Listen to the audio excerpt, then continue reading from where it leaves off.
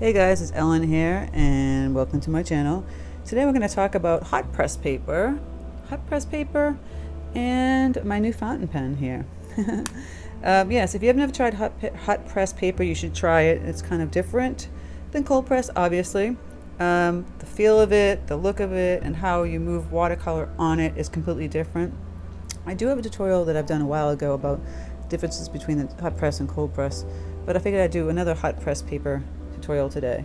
This is a painting of a bouquet I created from flowers in my yard. I show you the photograph in the tutorial. If you're a Patreon member, you can download the reference photo. If you don't know what Patreon is, it's a place people go and support my channel. I have ad-free videos, traceables, exclusive tutorials, and a live stream in the top tier. Yeah, you can check it out and see what it's all about. In a second, there's a little blip that will come up right up here. So, without further ado, let's get talking about hot press, painting on hot press, and, just painting watercolor in general. Let's get started. So like I said in the intro, I'll be working with hot press paper. This is the pink Arches pad, right? This is a 9x12. And it's a lot different than the cold press Arches paper that I normally use. I want to show you how I use it. It kind of sits on top of the paper and you're going to get more hard edges, and it's kind of like a look that you might want to have. I'm also going to be using this Aspine fountain pen, right? And I fill it with this ink from Noodler's ink. It's waterproof, so you can get this nice fine nib like this without having to dip. I kind of got sick of doing that kind of nonsense and making that noise. And it's so smooth. I already drew my, here's my reference too, by the way. Drew it in, and you just take this pen, and you just got this nice, smooth, fine point. I saw this on another artist's supply, well, not this particular pen, because the one this person uses is real expensive, and this one is not as expensive.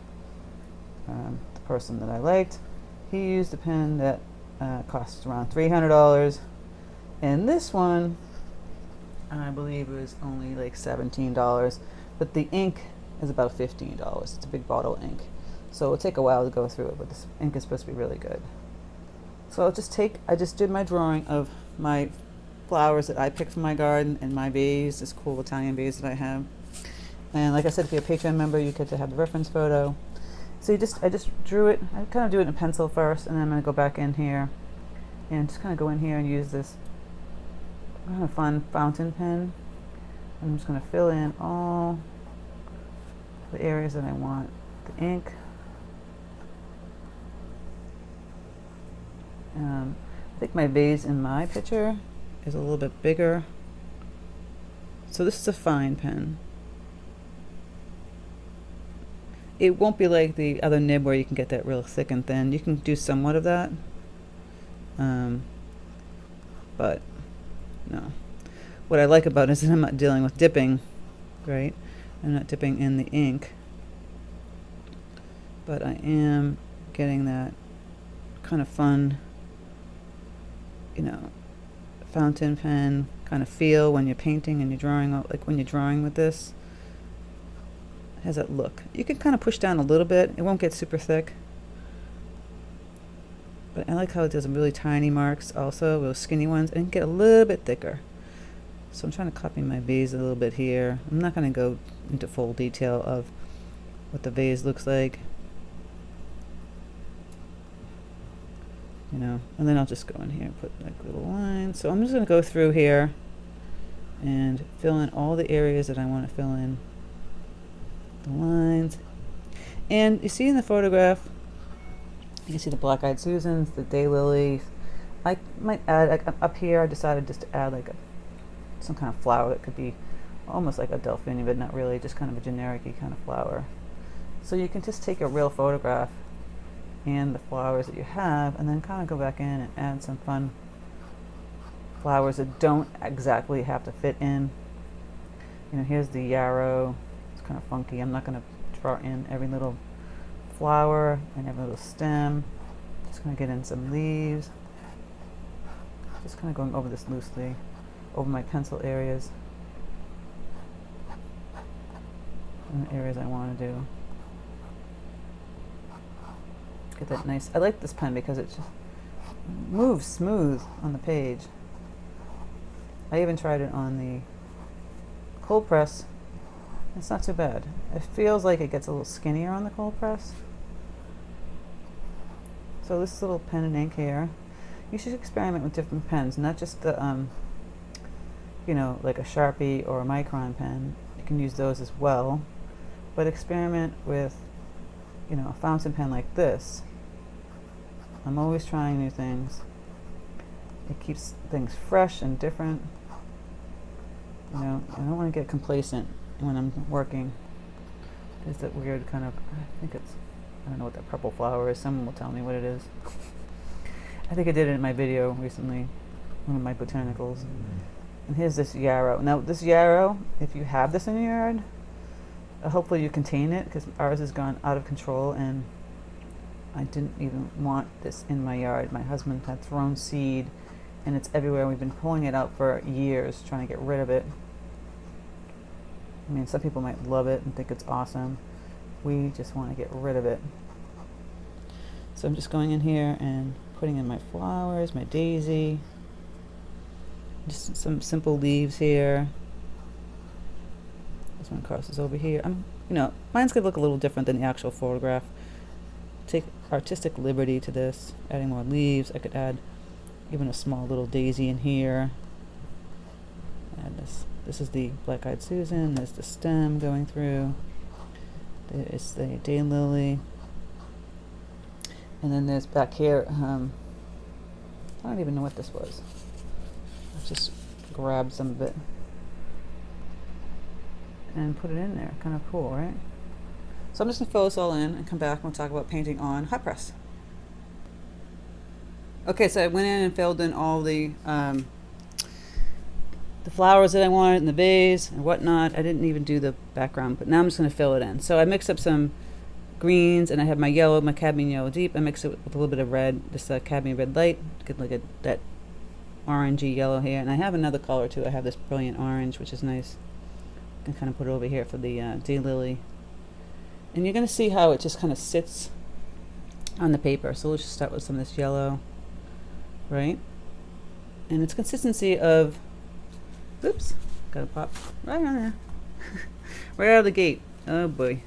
So what happens if you actually get some watercolor on your paper right away? Just go ahead and grab some water, fresh clean water, and try to lift it up as fast as you can. All right. The consistency would be like tea almost. I'm just going to fill in. I'm using, by the way, I'm using a 10 Princeton round brush.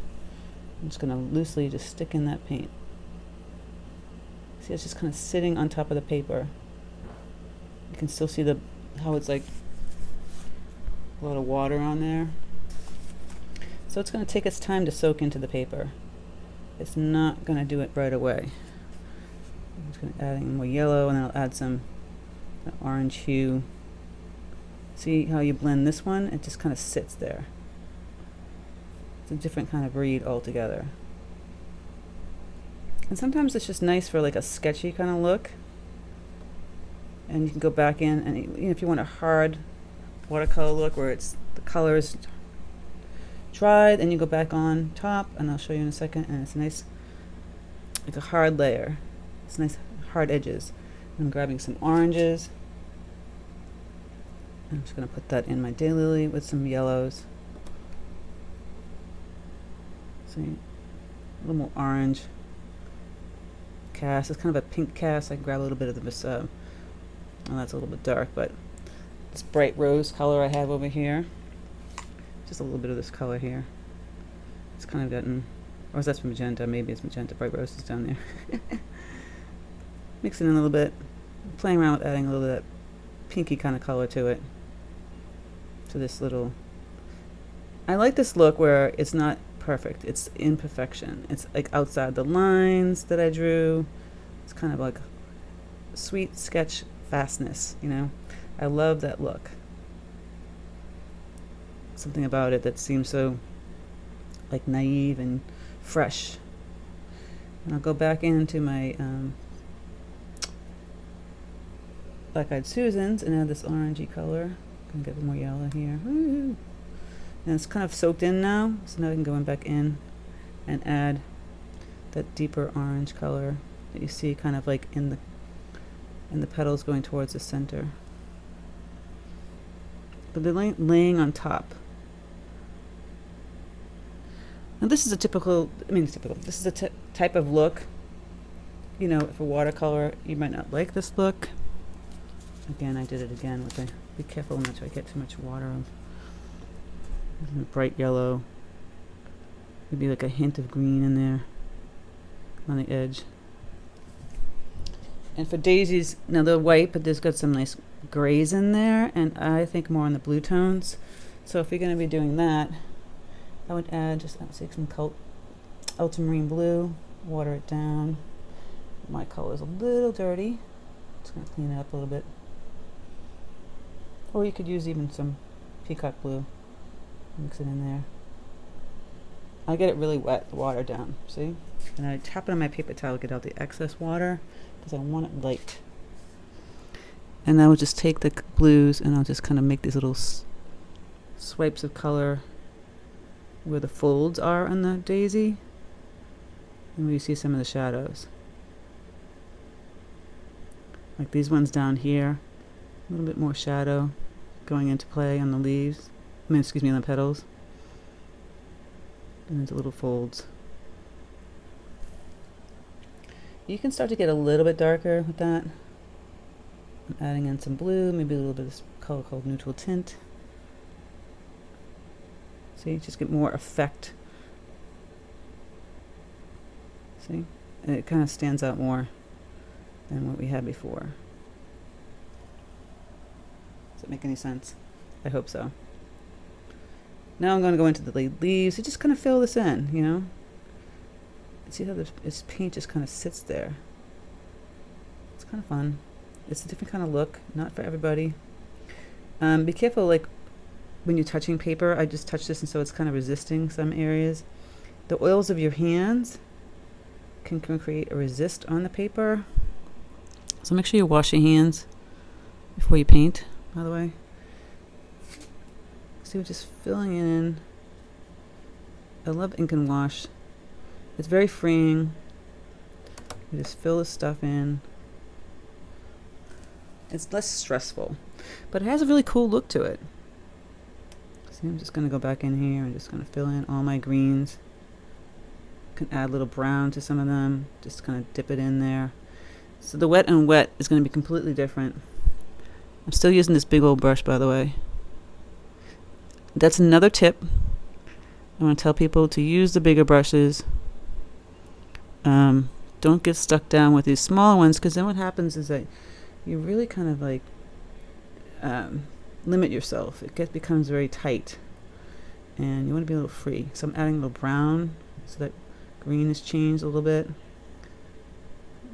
and I'm going to add some blue, some of this Prussian peacock blue, so make it more blue-green. Filling in some of these areas. Some darker, I can add some Prussian blue in here, make it even a bit darker in the greens. Just kind of fill it in. So with the bigger brush, it just forces you to be a little looser. So you're kind of just tapping this little doodad kind of greens out here. They're like more of a chartreusey kind of color. And a little yellow. I'm not going to be really concentrating on how perfect. Do they look perfect? No, and they don't have to. Some greens here. You know, just filling in the areas really loosely with some greens. I'm not going to get bogged down on if it's perfect or not. And I don't mind that some of the paint's coming over the lines, in between the lines, out of the lines. It's just a nice cool look when you're just painting. Just very loose and free. Now you want to get a little bit darker inside these little crevices in here, and it's going to highlight that daisy because it's white, and even that yarrow. I'm going to add a little brown to my green. Get the stems in here. And that is also kind of like a creamy white kind of color. And we got another black-eyed Susan here. And, you know, take your time. I say try the bigger brush, try different kinds of paper. It's just going to force you to be a little more creative. I don't mind that it sits on top of paper. Now see what I'm talking about? See the hard edge? There's a hard edge there. And that's where you have to get creative with your strokes. You don't do a ton of them bleeding, you do a few, maybe really kind of concentrated, simple, bigger strokes, see? Boom. To give you the indication of the dent in the flower, petals. You know, you get the darker petals kind of going towards the center. This is where the creativity comes, guys. It doesn't always have to be one particular way. I like to mix it up. So that one's getting a little too orange. I'm going to go back in and add more yellow. They kind of look orange, don't they, from the photograph? But they're really yellow. And I'll put more yellow here. Put some yellows in here. There's a little one down here. Just going to kind of play. And then there's that daylily, which is mostly orange with a little pink to it. Kind of like a coral. Just kind of put that darker tone in there. Again, play around with that. I'm going to make this a little bit darker. Sorry, I'm banging everything today. I'm also standing up. You can't see me. That's how you do it. You kind of just, really just kind of loosely put it in there. I have this white daisy again, so I might go back in and grab some of that blue. Just kind of highlight like one side.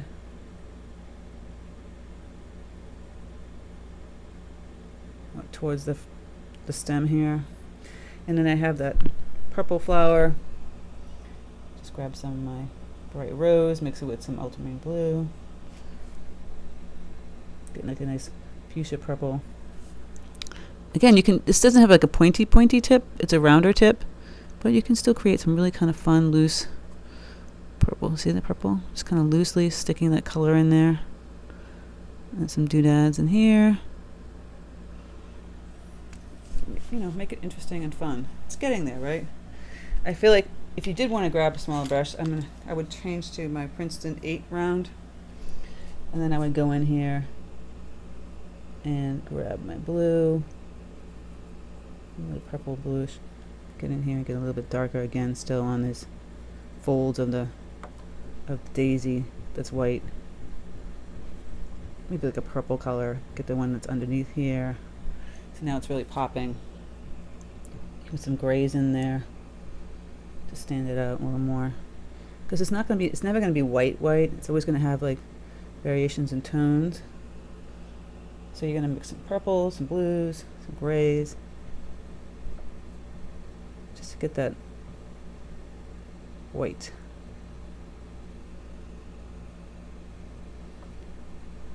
I'm going to add a little more grays in that one.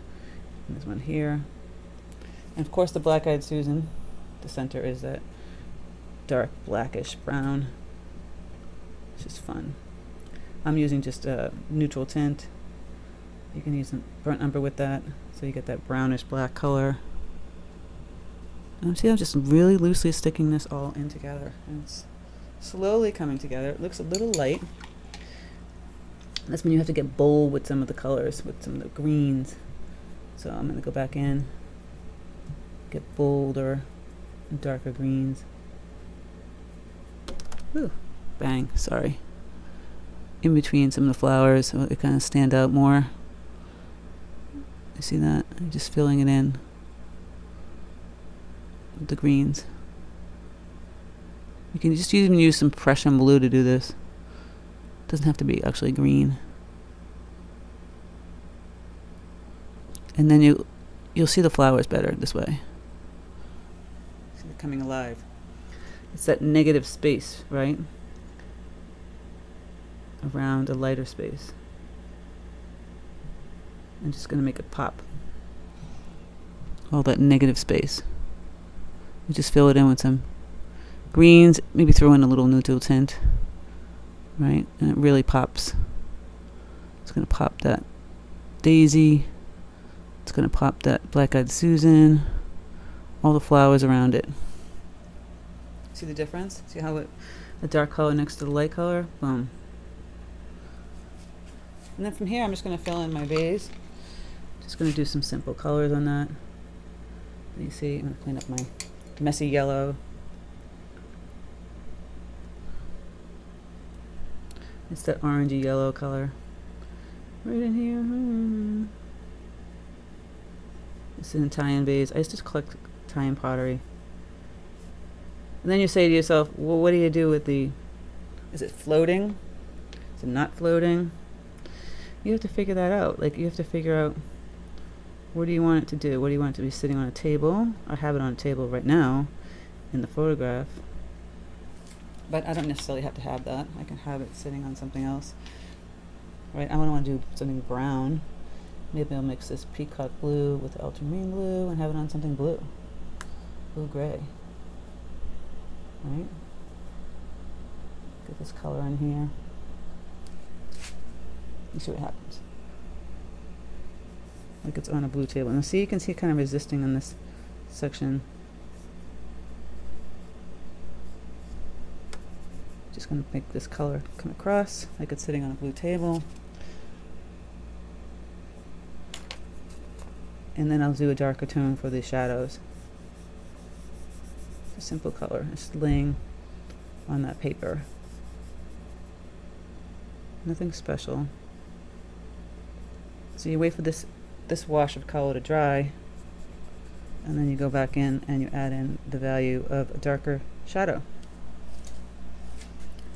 I could use this verdtier blue, which is really pretty. It wants to cooperate. Probably not.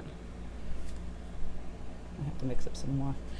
You can see that's like a perfect color for this one. The stripe here. I am not worried that my picture doesn't look exactly like the vase. By the way, to make the vase on the sides, just grab a little gray, neutral tint, or even some blue. And just gonna put that going down on the side here and over here. And get that three-dimensional look. Just gonna go in here and add some of the greens. Just doing this really quickly. There's a blue here. There's that verdtier blue again out here. Oops, that looks turquoise. No, it doesn't really matter at this point. Just gonna loosely paint all this stuff in. I'll add some reds in here too. Reds and oranges. It's not really in the picture, but I thought it would kind of brighten it up. Don't have to follow the plan all the time, right? You can do your own thing. There's some pinks in here. Pink out here. My blue's getting a little crazy. Another thing is you don't have to follow your design to a T. So I have this white yellow in here. I don't like it, so I'm going to change it. I'm going to grab my verdtier blue color. By the way, it's the clean up my brush. God, it's so dirty. Put that color right back in here. It's nice and pretty blue. This is the color that you see a lot of in Italian pottery. I have a bunch of pottery that has this color blue in it. I love it because the blue and the yellows just remind me of Italy so much. So I'm going to add a little more accents of this blue in the vase. And I think I'm going to change the arrow to something blue. And I'm just going to dab it. See how I just changed that whole look? It was just looking kind of boring. So you can follow the thing to a T, or you can change it up. Who knows what that is, right? Same thing out here. I'll add some blue kind of flower peeking through up in here. Right? And then I'll do like another up here. Kind of like a triangle method. Everything goes in threes and in a triangle. So just tapping that in there. This blue color. See how the blues and yellows just kind of complement each other like this? It's kind of like the Van Gogh. Now there's the arrow up there. Maybe I'll make that one more purple. Right? So I'll add that bright rose, and I'll add ultramarine blue. Actually, maybe not, because this one's already purple. So I'm going to add a darker purple on this one. And I'll have to think about what would I do that. Maybe I'll just make that one pink. And that's what I'm going to do. Just a nice pretty pink. And I changed that again, just tapping the flower color. Boop, boop, boop, boop. None for the wiser. No one would know the difference. There is some of my roses in here, so you would think that's maybe the part of the roses, and they're kind of peeking through over in here. So I'm just going to put that pink color in here, peeking through, and then there's this cornflower, what do they call that, up here. So I'm picking some pink in there, just peeking it through some areas. Woohoo! No one would know the difference. And there's some pink up in here, brown by the black-eyed Susan. Voila! And like I said, so now that's a flat, you just go in and add some details. Second pass, I'm going to outline kind of some of the petals. This one guy missed a little cap. I call it the little cap. And then, of course, the daisy's kind of just boring yellow. You can add a little shade to that, or a little darker value, just so it doesn't look so flat. See that? I just change that, put that darker orange in there. And that's kind of it. Now down here, there's that blue that we had. Do another pass of the color. I'm going to add a little more ultramarine blue, a little more of this peacock, and some of this neutral tint. And we'll just take that color, get a little darker from here, from the center, outward, boom. Get even darker still, back here, right? Simple as that. You can have a background too, if you wanted to, like maybe water that blue down a little bit, and kind of like put that around some of the, or even the gray. See, I must have touched the paper because it's kind of not sitting right. So I'll take my neutral tint and I'll water it down. It's really dark, but I'm going to water it down. Just kind of outline this side. I would probably use a bigger brush than this, but I'm getting lighter as I'm going towards the center of the table. You didn't have to put a color back there, but I figured I might try it. See how it looked. Yeah, I would have to switch into a bigger brush.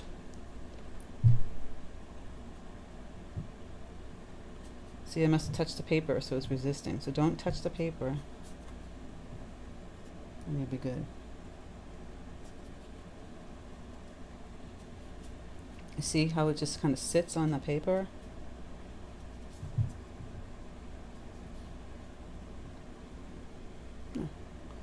And do a little color in here too. Since it's on one side, it kind of looks strange it's not on the other side. You would do less on this side though.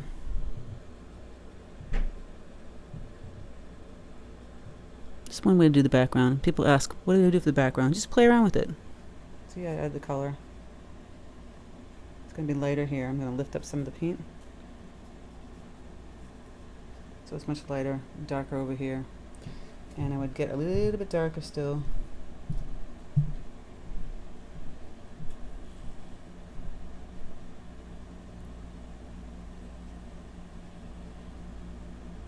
Play around with the depth, the background, see? Get even darker, like behind some of the flowers.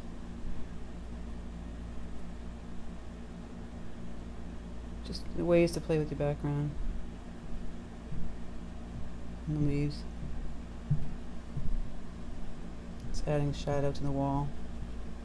So mine wasn't on a wall, but I decided to make it kind of be on a wall. Another thing you could do is just have a flush, whole flat surface background that's with gouache, and gouache would work really well on this paper. I'm going to get even darker again. See, the wet on wet works differently on this kind of paper.